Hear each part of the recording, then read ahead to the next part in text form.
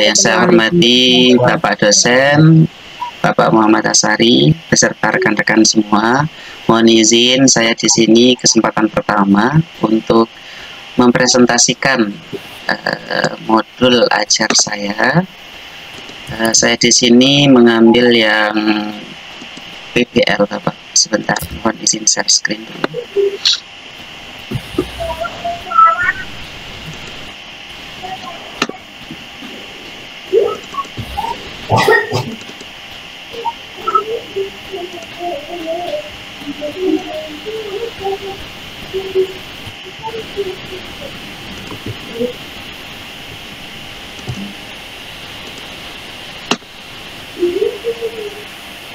Ini sudah terlihat nggih?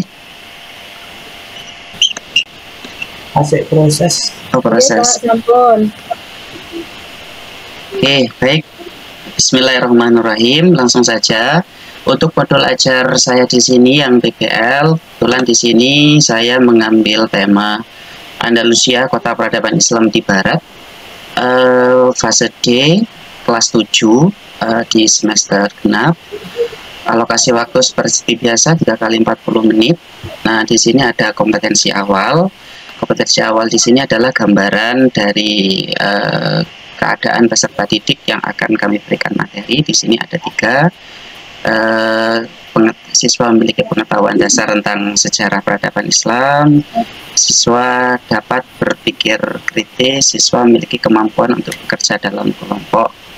Nah, adapun beberapa hal di sini ada profil pelajar Pancasila yang berhubungan dengan materi yang akan kami ajarkan. Di sini ada beriman berakhlak mulia.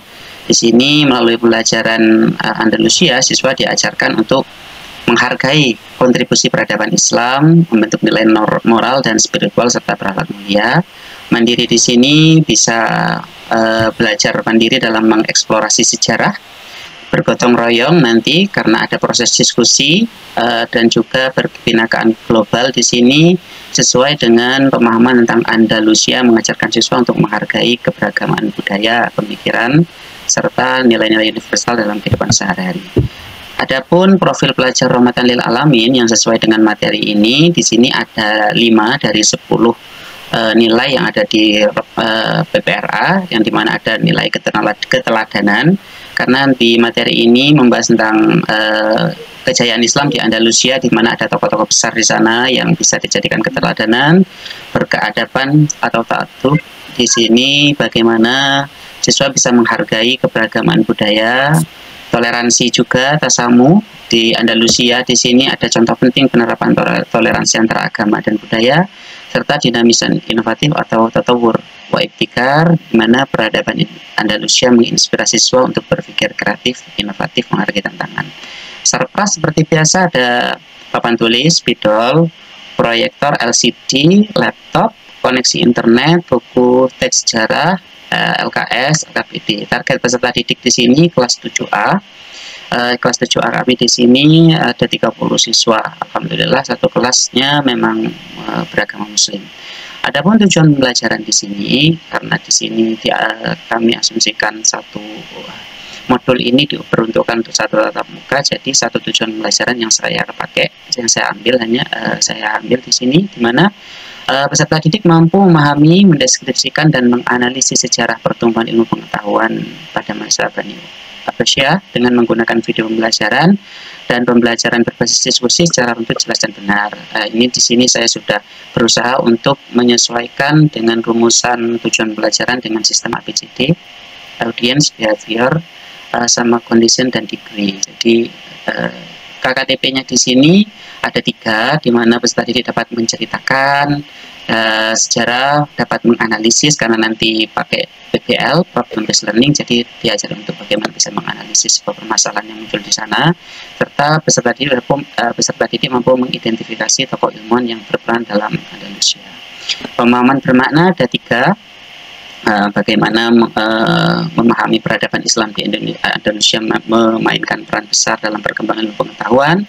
Yang kedua, siswa memahami relevansi sejarah Andalusia dengan kehidupan masa kini.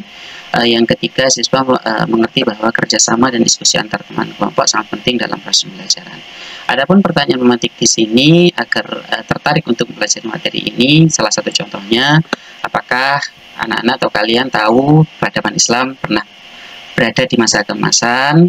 Terus yang kedua, apa yang kalian ketahui tentang Andalusia, bagaimana keadaan Andalusia saat ini, apa mereka paham tentang Andalusia, dan mungkin bisa ditanyakan seputar tentang ilmuwan-ilmuwan muslim Andalusia yang karyanya masih sangat berjasa dengan ilmu pengetahuan saat ini.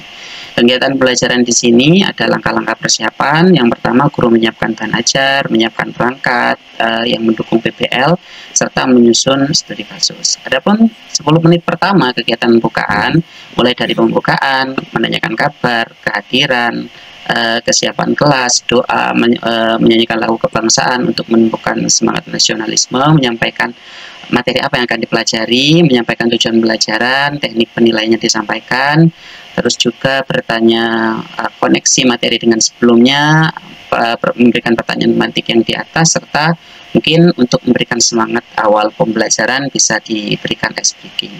Nah, selanjutnya ada kegiatan penyajian masalah masuk ke inti. Di sini kami memberikan sebuah studi kasus mengenai kontribusi ilmuwan muslim di Indonesia terhadap ilmu pengetahuan dan kebudayaan dengan memberikan sebuah LKPD, yang LKPD ini nanti bisa memandu ketika menganalisis sebuah video. Di sana ada mengapa Islam mencapai masa keemasan, gitu kan. Ini sebuah masalah.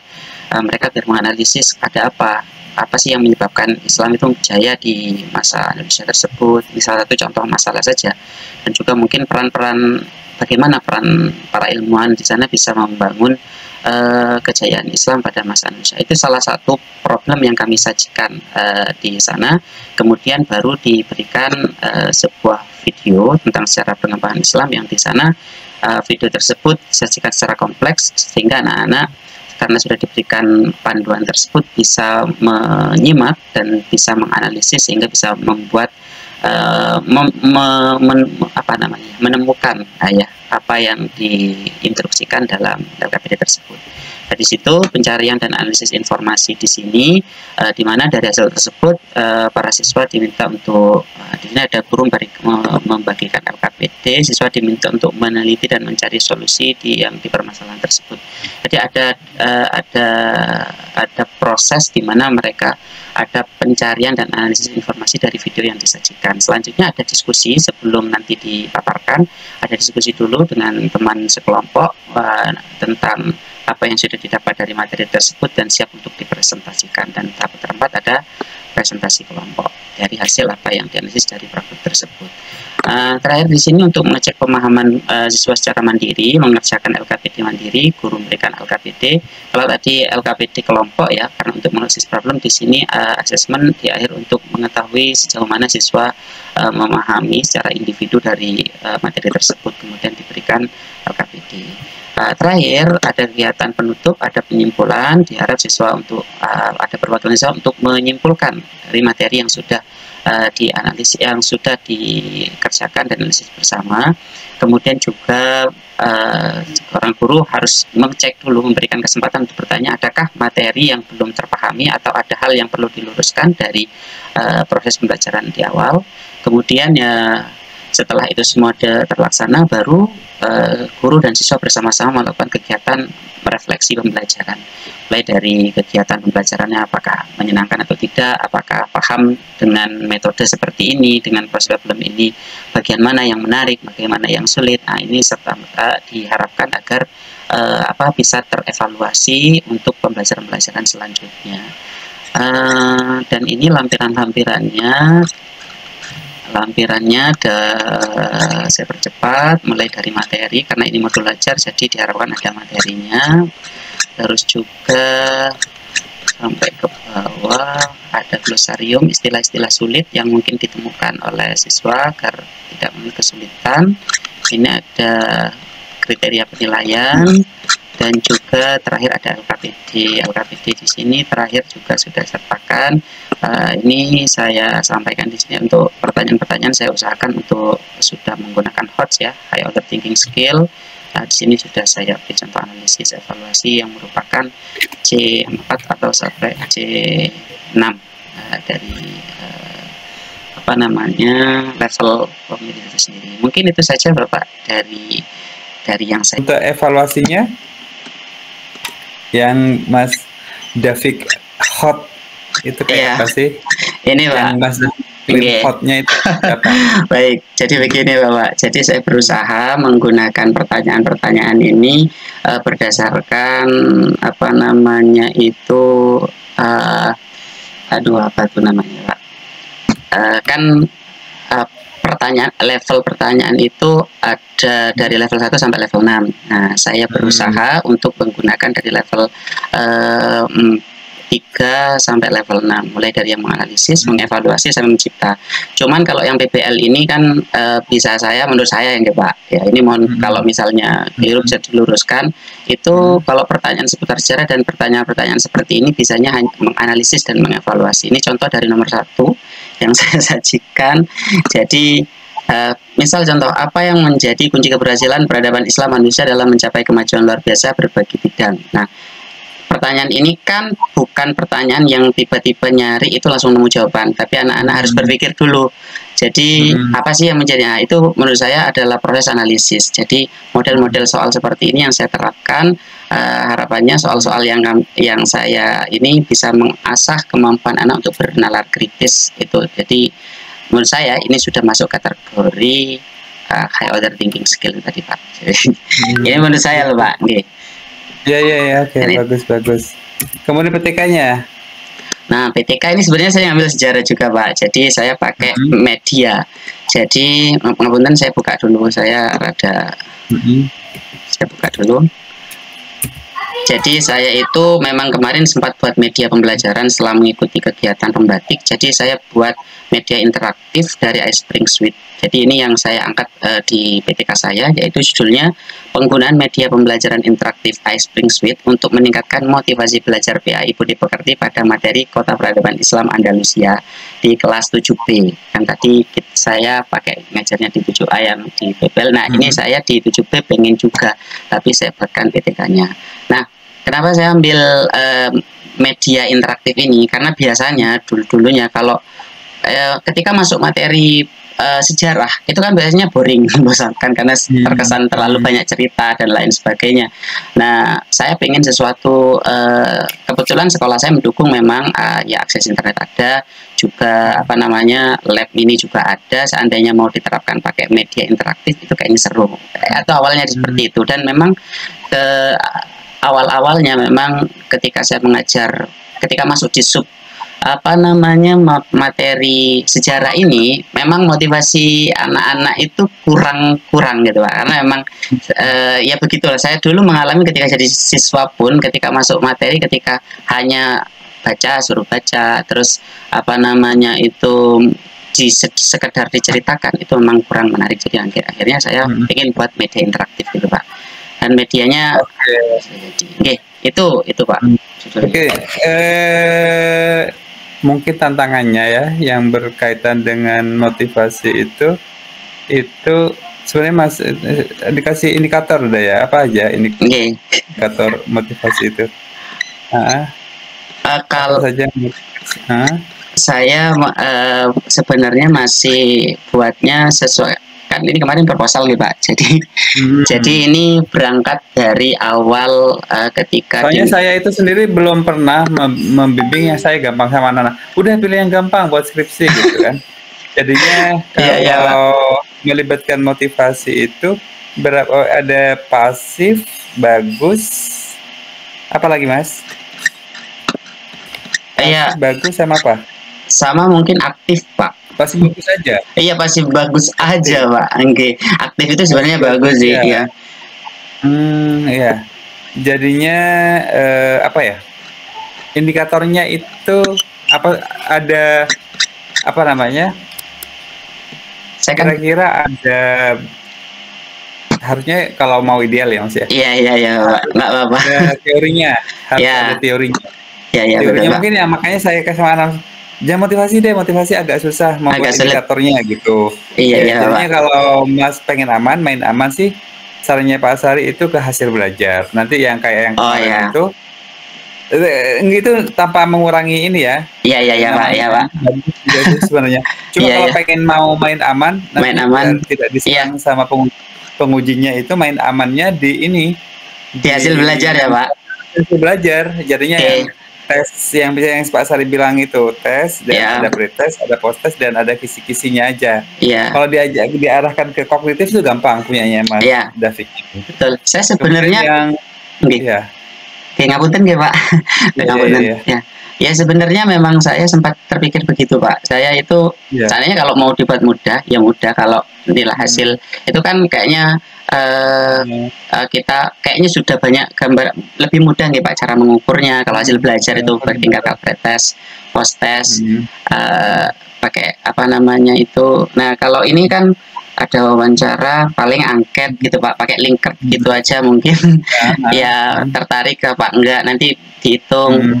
Ya saya sempat cari ini sudah sebenarnya, tapi ya nggih, nanti kalau saran Bapak menurut Bapak lebih aman. Iya, itu mungkin bisa dikembangkan, mungkin karena kekurangan ilmu saya saja yang saya masih harus meras otak gitu, apa sih yang kira-kira menjadi dari sebelum pretest dan post-testnya itu apa? Indikator meningkatnya itu apa? Motivasinya itu. Motivasinya diukur dengan apa? Itu yang menjadi tantangan. Iya betul, Pak. Mungkin memang ini sesuai kalau saya di ini ya, kalau bimbing mahasiswa itu kalau di PTK itu satu persoalan aja. Kalau yang kedua bagus sih, apa saja perubahan yang terjadi dalam partisipasi siswa. Cuma kalau mau ideal gitu kan, kalau namanya kualitatif, yang satunya ini kan mix. Yang satunya kuantitatif, kualitatif, betul Pak. Yang satunya kuantitatif, satunya kualitatif. Jadinya maksudnya saya kalau mau ideal ya, kalau kecuali asal aja yang kadang-kadang apa namanya ilmu pengetahuan yang penting dapat poinnya gitu ya. Iya, betul. Kalau pengen ideal itu ketika satunya kualitatif, satunya kuantitatif itu dua skripsi. Yang dijadikan satu itu kan nambah kerjaan sih kalau mau ideal gitu. Iya, siap Pak. Menurut saya kan Mas David ngukur yang indikator tentang dari sebelum dan sesudah. Apalagi itu kalau yang LMS-nya punyanya kita itu 2 siklus. Iya, cuma 2 siklus Pak, makanya. Bukan cuma 2 siklus. Justru menurut saya itu jadi masalah. Anak-anak saya itu kurang tuntas ya Pak kalau 2 siklus ini. Kenapa? Kurang tuntas ya Pak. Gimana kalau? Bukan itu idealnya bagus sih. Beberapa siklus tambah bagus. Cuma ini ngomongnya orang males sih. Iya. Cuma maksudnya Pak Asari itu sampai tambah 2 siklus itu tambah kerjaan gitu. Iya. Tambah kerjaan. Misalkan buat indikator. Karena saya melihat di proposalnya sampean indikator motivasi itu apa saja. Yang dikatakan dari sebelum dan sesudah itu indikator sebelum itu apa, sesudah itu apa gitu. Kalau yang hasil kan jelas. Indikatornya. Oh, indikatornya kan nanti KKM-nya berapa, nilainya meningkat gitu ya Pak. Nilainya berapa, meningkat hasilnya gitu. Kalau pakai motivasi, misalkan pakai bagus dan pasif gitu ya, bagus dan pasif. Kemudian disikluskan 2 siklus itu gimana? Munyer, pikirnya itu kayaknya harus mikir lagi. Kayak siklus pertama diapakan, siklus yang kedua diapakan itu kan tambah meras otak gitu maksud saya. Kalau siklus 1 ya anggap saja sampean 30 berapa tadi? Anggap saja 30. Iya. Pertama yang saya bilang 60%. 60%. 60% pertamanya 60%, 60% naik menjadi 80. 75 kan gampang Pak. Apalagi dibuat 2 siklus tuh gampang aja dibuat kayak main angka saja. Iya. Ini pemikirannya orang malas sih. Enggak Pak. Sebenarnya saya cuma coba-coba saja maksudnya. Iya. Tapi bagus lah. Tapi yang mendapatkan poinnya gitu ya. Baik Pak. Iya. Cuma yang itu tadi saya itu ini dikurang motivasi, kurang atau saya yang tidak terlalu terlihat nilainya rendah, kurang aktif dan minat rendah, keterlibatan Ini kayak indikator motivasinya itu apa sih? Coba mungkin. Sebenarnya saya penasaran aja sih. Banyak yang saya gugurkan soalnya. Mas saya nggak mau mikir loh ya, kamu yang mikir. Kadang-kadang kan gitu. Apalagi mahasiswa saya lemot. Pak Asari nggak mau mikir. Jangan yang buat skripsi kamu jangan suruh Pak Asari yang mikir. Gitu. Kadang-kadang kan saya yang mikir jadinya kan. Saya yang mikir. Yang buat kuliah, yang butuh kuliah itu siapa? Yang buat skripsi siapa? Yang